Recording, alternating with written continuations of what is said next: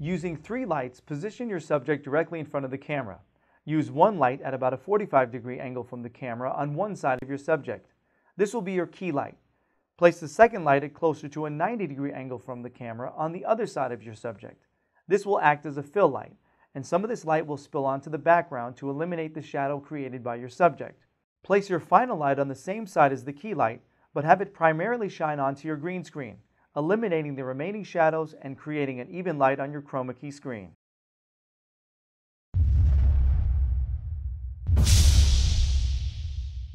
A 5-point light setup is much more ideal than a 3-point light setup when using green screen.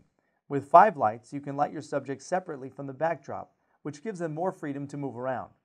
Place your key and fill light at 45-degree angles from the camera, facing your subject. Some slight adjustments may be necessary to get the right look. Use the third light as a backlight or a hair light to accent your subject. Then use the remaining 2 lights on either side of your green screen to light it evenly and eliminate any shadows caused by your subject.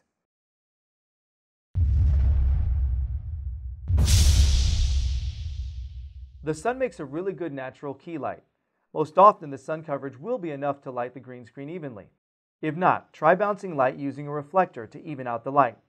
Now your only task is to light your subject, which can be tricky with the sun. Keep in mind that the sun is constantly moving, and you must plan your shoot accordingly. Taking studio lights onto an outdoor location is not always feasible unless you have a generator to power them. The best trick is to use reflectors to manipulate the natural sunlight in order to get it right where you need it. You may need to experiment.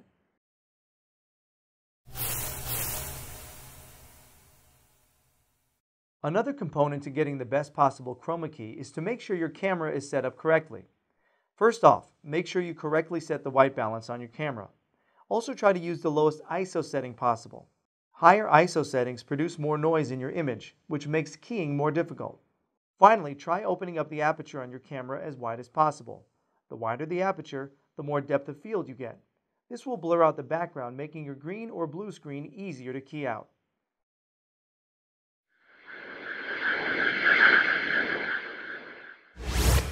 Learning to chroma key can sometimes be a trial and error process.